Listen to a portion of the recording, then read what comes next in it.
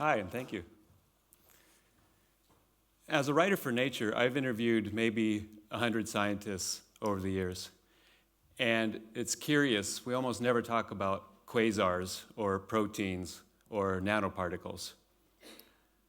For my stories, we talk about conflict.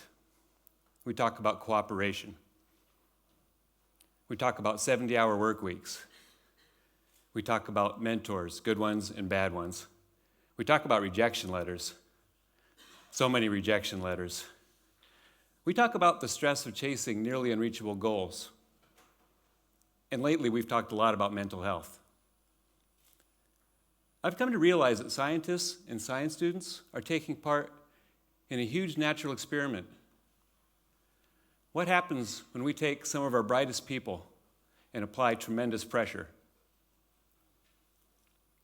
Reporting on the results of that experiment has become a big part of my job, and I hope people are paying attention. Megan Duffy is a rock star in the world of Daphnia. Those are tiny aquatic creatures that she loves beyond all reason. Megan is already very accomplished in her early career. She recently won a fellowship from the American Association for the Advancement of Science, and she runs her own lab at the University of Michigan, where she's helping the next generation get their start. But Megan also openly struggles with the imposter syndrome, which is this feeling that no matter what you've accomplished, you will be unveiled as a fraud who doesn't deserve to be there. She actually drew that. Excuse me. Earlier this year, I spoke with Robbie Habel as he was finishing his dissertation to get a PhD in engineering at the University of Kansas. Robbie has some big plans. He's looking at ways to turn algae into biofuel. But as he got deeper into his program, he needed weekly therapy sessions to cope with depression. Robbie told me that those sessions gave him some important insights. He wasn't weak, and despite what some supervisors were telling him, he wasn't overly emotional either. He was simply the product of a system that puts way too much strain on students. Franzi Frank is a marine ecology PhD student at Umeå, Sweden. And she talked to me about the depression that she had to deal with as she tried to stay focused and motivated.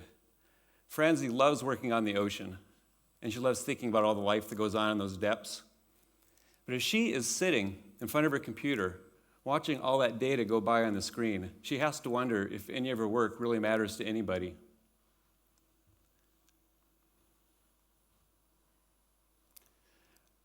I never talked to James O'Shea, but I know that he had a story to tell.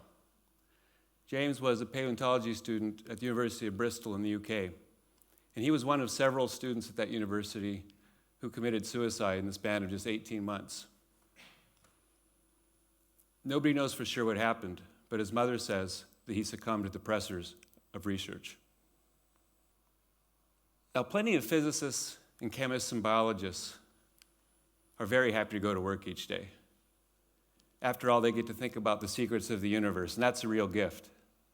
But something is wrong with the way science is done, and the signs aren't hard to find. If those physicists and chemists and biologists just looked around at their team, they'd see that despair is nearby.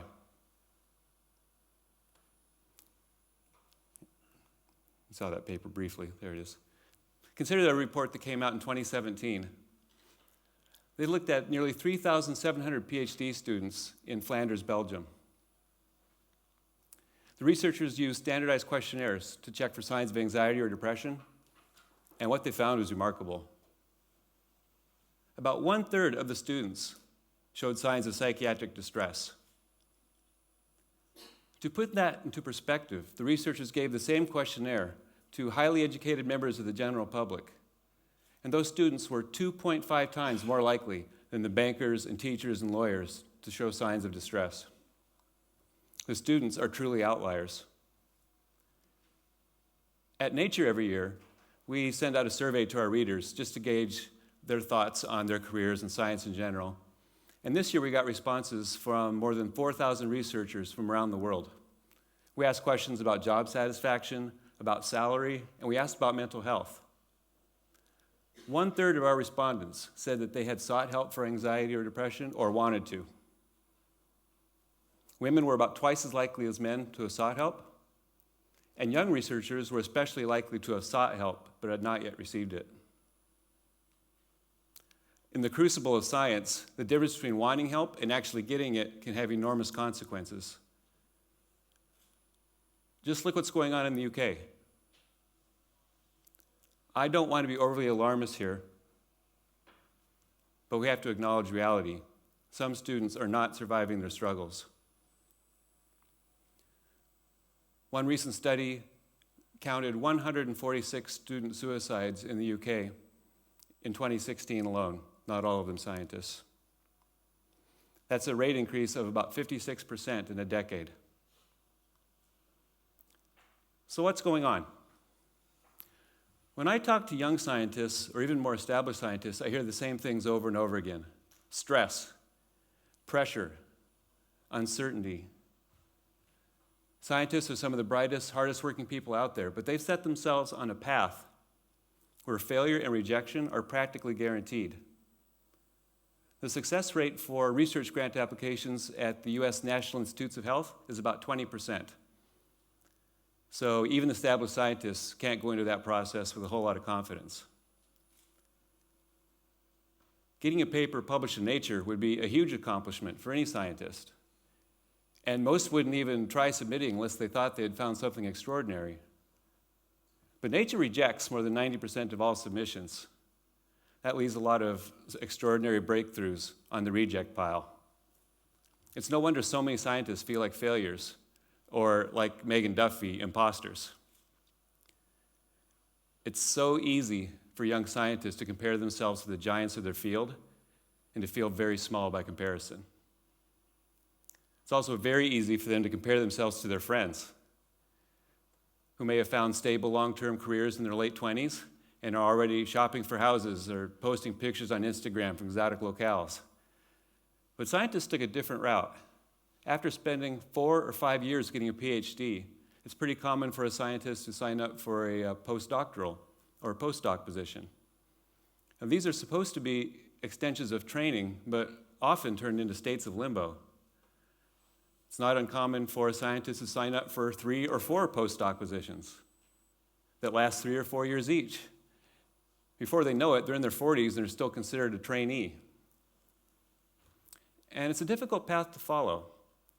They may have started this life out of a love of science, a desire to embrace their curiosity, or they may have been inspired by an advisor. But they quickly find out that in today's career academic game, you have to publish at a ridiculous rate. At every step of the scientific life cycle, publishing is needed to advance or even survive. So we have young researchers staying up late in the lab, working on experiments that are probably not going to work the way they expect it to work, writing down results that will probably never be published.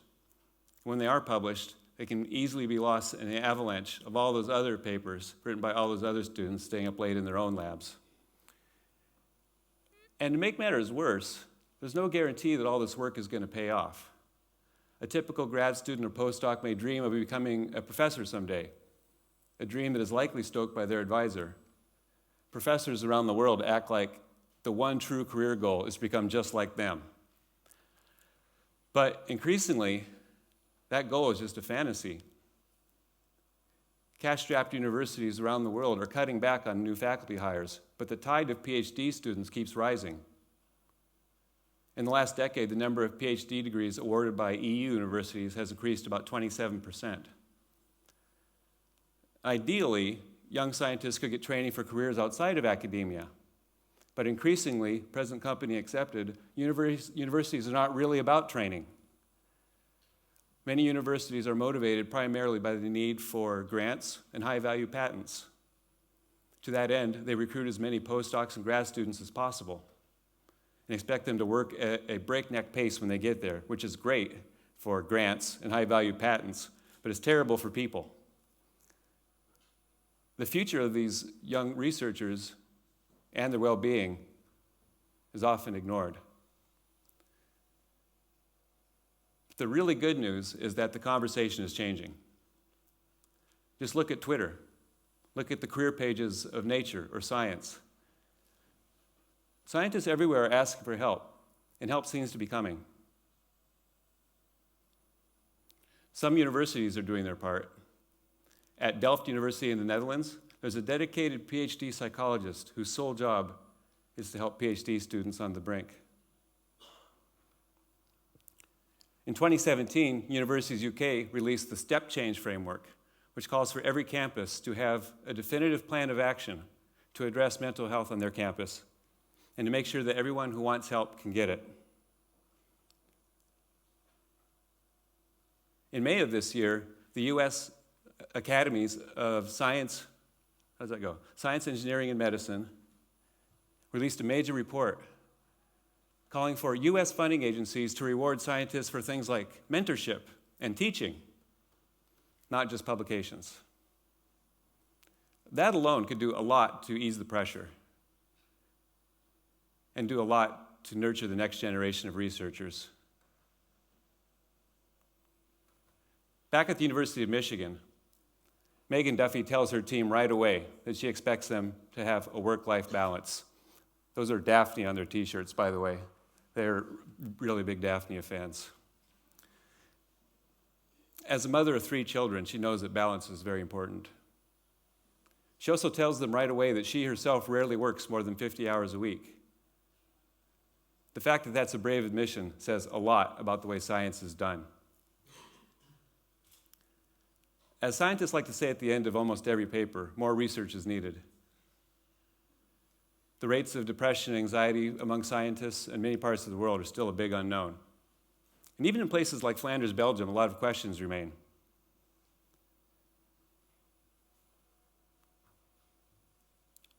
But Robbie Habel is out there right now. Franzi Frank is out there right now.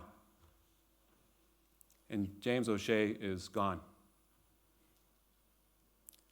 As scientists, policymakers, and communicators, we need to do what we can to react to the anomalies of that system. Make science more sustainable and more humane. Give the next generation of researchers a real chance. Thank you.